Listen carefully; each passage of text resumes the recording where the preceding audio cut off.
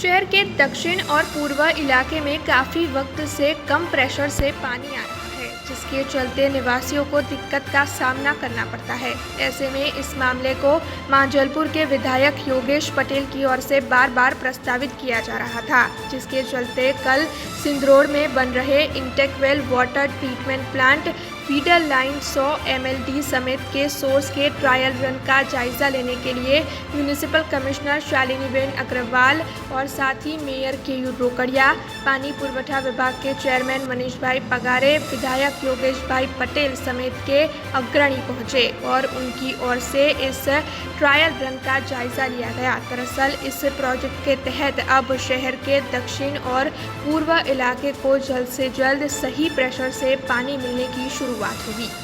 सिंदरोड पानी पुरवठा प्रोजेक्ट समग्र वडोदरा शहर माटे खूब ज अगत्यनुं प्रोजेक्ट है। 176 करोड़नुं आ प्रोजेक्ट अमृत योजनामांथी मंजूर थयुं छे। अत्यारे महिसागर रिवर आधारित आ प्रोजेक्टनी कामगीरी चाली रही है और आजथी ट्रायल रन एमनुं चालू करवामां આવ્યું છે। महिसागरथी 300 MLD જેટલું પાણી ઉપાડી શકાય છે, પણ ફર્સ્ટ તબક્કામાં અત્યારે 150 MLD જેટલું WTP અને આનુષાંગિક ઇન્ફ્રાસ્ટ્રક્ચર તૈયાર કરવામાં આવ્યું છે।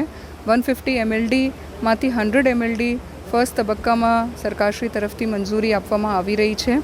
ભવિષ્યમાં જ્યારે પણ જરૂરત પડશે સદર પ્રોજેક્ટનું એક્સપાન્શન 150 MLD થી 300 MLD સુધી કરી શકાશે। हाल सिंदरोड प्रोजेक्टना कारणे समग्र शहरने में लाखों लोकोने फायदो थशे, केम के जो डार्क झोन है एमां तो एमना थकी पानी पूरुं पाडवामां आवशे ज, पण साथे साथे अत्यारे जो उत्तर पूर्व और पश्चिमना स्त्रोतोथी समग्र शहरने पानी पूरुं पाडवामां आवी रह्युं छे। तो एक सिंदरोड पानी पुरवठा प्रोजेक्टना कारणे વધારાનું પાણી ઉપલબ્ધ થશે અને બીજા જો સ્ત્રોતો છે એમના ઉપર પણ પોપ્યુલેશન પ્રેશર ઘટશે અને જો ઓછા પ્રેશરની સમસ્યાઓ છે શહેરમાં એનાથી પણ ખૂબ મોટો ફાયદો સિંદરોડ પાણી પુરવઠા પ્રોજેક્ટના કારણે થવાનું છે। ઝડપથી સદર પ્રોજેક્ટની કામગીરી પૂર્ણ કરવામાં આવશે અને લોકો માટે સદર પ્રોજેક્ટ ખુલ્લું મૂકવામાં આવશે।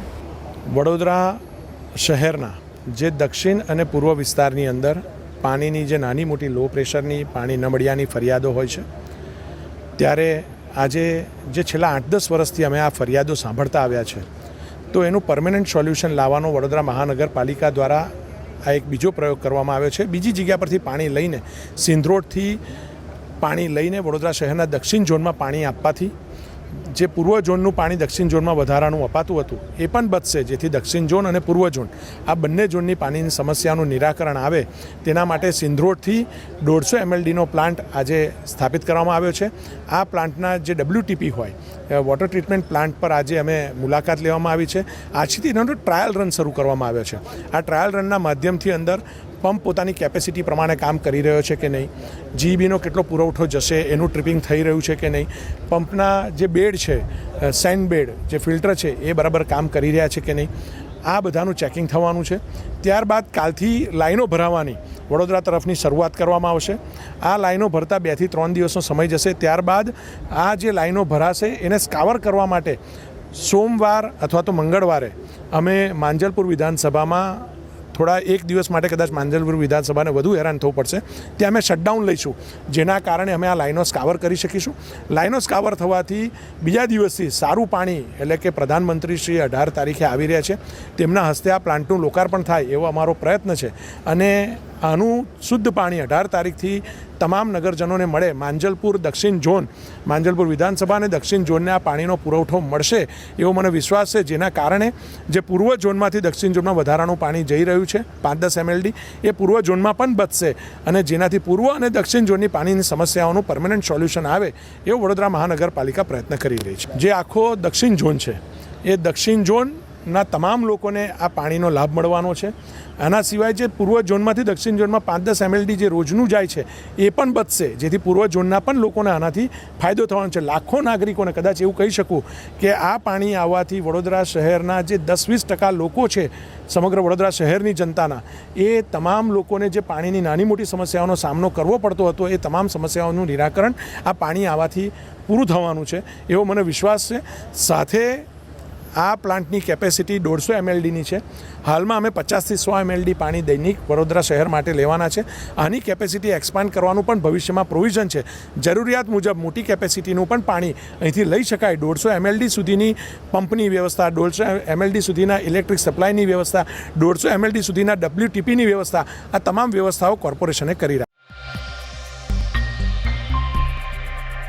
ये खबर सावली से सामने आई है, जहां पर सिगाड़िया गांव में रहने वाले पीयूष चौहान के खिलाफ सावली पुलिस को ये जानकारी मिली थी कि फराज खाना के धंधे की आड़ में गांव की विभिन्न कंपनियों से चोरी या धोखाधड़ी से केबल, मशीनरी समेत के साधन पीयूष चौहान अपने घर में लाकर छुपा कर रखता है। दरअसल ये सारा मुद्दा माल पीयूष चौहान की ओर से अपने घर के बाड़े में और खेत में छुपा कर रखा गया था। हालांकि जब सावली पुलिस जानकारी के मुताबिक आरोपी के घर पहुंची और उनकी ओर से जांच की गई, तब उन्हें 1,11,300 का मुद्दा माल मिला। पुलिस ने सारा सामान जब्त कर लिया है और आरोपी को गिरफ्तार कर कार्रवाई भी शुरू कर दी है।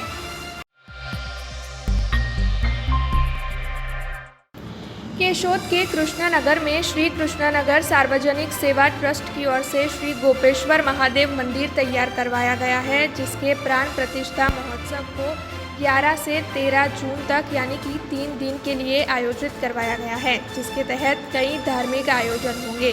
ऐसे में आयोजकों की ओर से बड़ी तादाद में भक्तों को इस धार्मिक आयोजन के तहत हिस्सा लेने की अपील की गई है। तो वहीं इस मौके पर विश्व हिंदू परिषद और बजरंग दल की ओर से भी विभिन्न देवी देवताओं की तस्वीरों का प्रदर्शन आयोजित होने वाला है, जिसका लाभ लेने की भी जनता को अपील की जा रही है।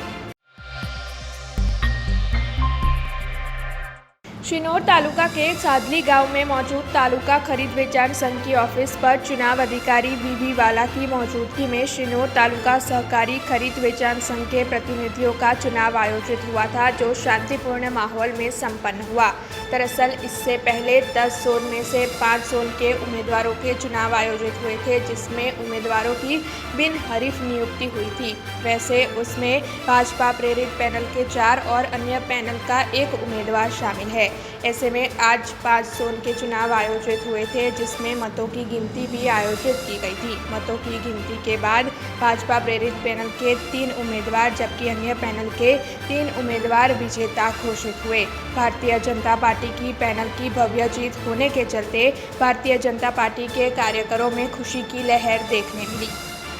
શિનોર તાલુકા ખરીદ વેચાણ સંઘની યોજાયેલ ચૂંટણીનું આજે પરિણામ જ્યારે જાહેર થયું છે, ત્યારે ભારતીય જનતા પાર્ટી પ્રેરિત પેનલમાં 10 ઝોનમાંથી કુલ 7 ઉમેદવારો વિજયી થયા છે અને ભારતીય જનતા પાર્ટીના માધ્યમથી જેઓ સ્થાપિત હિતો કે જેઓ પાર્ટીને નુકસાન કરવાવાળા હતા, એમને આ તાલુકાની જનતાએ સબક શીખવાડી દીધો છે કે શિનોર તાલુકામાં ભારતીય જનતા પાર્ટીનું જ વર્ચસ્વ છે, ભારતીય જનતા પાર્ટી જ સર્વોપરી છે। એટલે આવનારા દિવસોમાં હું પ્રમુખ તરીકે એમને પણ જણાવું છું કે પાર્ટીના હિતને નુકસાન થાય એવું કોઈ પણ કામ કરશો નહીં।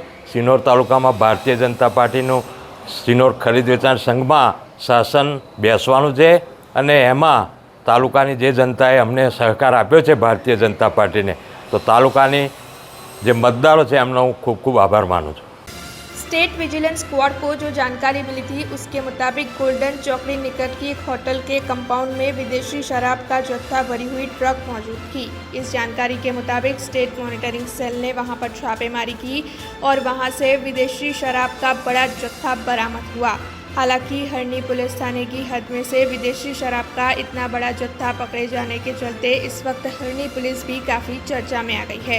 वैसे स्टेट मॉनिटरिंग सेल की ओर से विदेशी शराब का जत्था बरामद कर ट्रक संचालक अशोक सिंह की गिरफ्तारी कर ली गई और अब विदेशी शराब का जत्था और आरोपी को हरनी पुलिस थाने के हवाले कर दिया गया है। हरनी पुलिस ने शिकायत के आधार पर अब आगे की कार्रवाई शुरू की है।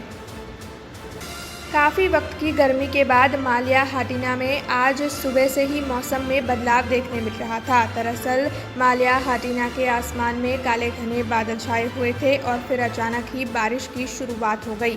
दरअसल पहले सुबह तो धीमी बारिश बरस रही थी, लेकिन दोपहर 12 बजे के बाद अब जोरदार बारिश मालिया हाटिना में शुरू हो गई है। वैसे आज भी मग्यारस का दिन है, जिसके चलते बारिश की शुरुआत आज से होने से किसानों और व्यापारियों में काफ़ी खुशी का माहौल बना हुआ है।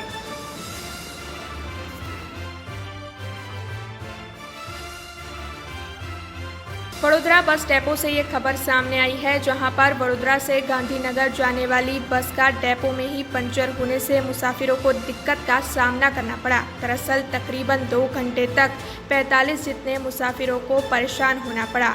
हालांकि मुसाफिरों की ओर से बस डेपो के कंट्रोल रूम में जानकारी दी गई थी, लेकिन कंट्रोल रूम में से मुसाफिरों को ये जवाब दिया गया कि सारी बसें प्रधानमंत्री नरेंद्र मोदी के कार्यक्रम में गई है, इसीलिए उस बस का पंचर ठीक होने के बाद ही मुसाफिर उसी बस में रवाना हो पाएंगे।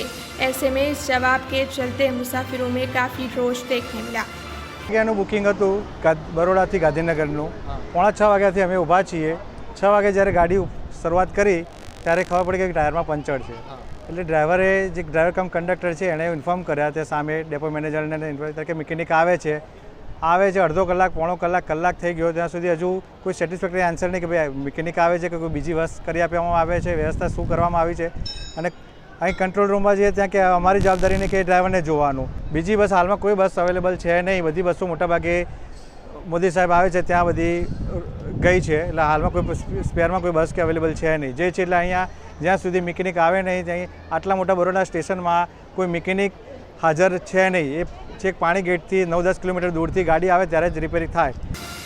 परम पूज्य व्रजराज कुमार महाराज जी की अगुवाई में व्रजधाम आध्यात्मिक संकुल पर आम्रोत्सव यानी कि कैरी मनोरथ का आयोजन हुआ था, जिसके तहत 1.25 लाख आम का भोग ठाकुर जी को लगाया गया था। वैसे परम पूज्य व्रजराज कुमार महाराज जी की ओर से ये बताया गया था कि आम का ये प्रसाद शहर के विभिन्न इलाकों में सेवा बस्ती में वितरित किया जाएगा, जिसके चलते कल वार्ड नंबर 13 में सेवा बस्ती में आम के प्रसाद को वितरित करने का कार्यक्रम आयोजित हुआ था, जिसमें शहर भाजपा प्रमुख डॉक्टर विजय शाह, विवाहियों की टीम और नगर सेवकों की मौजूदगी रही थी। इन सभी की उपस्थिति में वार्ड नंबर 13 की सेवा बस्ती में व्रजधाम आध्यात्मिक संकुल में आयोजित कैरी मनोरथ के आम की प्रसादी वितरित की गई। परम पूज्य गोस्वामी 108 श्री व्रजराज कुमार जी महोदय श्रीनी આશ્રયમાં પરમ દિવસે 1.25 લાખ કિલો કેરીનું એક ભવ્ય મનોરથનું આયોજન વૃદ્ધામ માંજલપુર ખાતે કરવામાં આવ્યું હતું, જેમાં ગુજરાત રાજ્યના શિક્ષણ મંત્રી શ્રી જીતુભાઈ વાઘાણી પણ ખાસ વિશેષ રીતે ઉપસ્થિત રહ્યા હતા। ભગવાનને ધરાવેલી, ભગવાનને સેવેલી આ કેરી એ વડોદરા શહેરના અલગ અલગ સેવા વસ્તીમાં લોકોને પ્રસાદ રૂપે જાય એવી અમારા પરમ પૂજ્ય ગોસ્વામી 108 શ્રી વ્રજરાજ કુમારજી મહોદયશ્રીની ઈચ્છા હતી।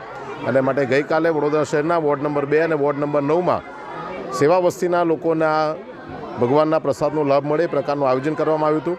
આજે અકોટા વિધાનસભા વિસ્તારના વોર્ડ નંબર 12 અને વોર્ડ નંબર 13માં સેવા વસ્તીમાં આ કેરીમાંથી અલગ અલગ વિસ્તારના લોકોને એને પ્રસાદ તરીકેનો લાભ મળે એવું આયોજન કરવામાં આવ્યું છે। अब खबरों से लगातार अपडेट रहना हुआ आसान।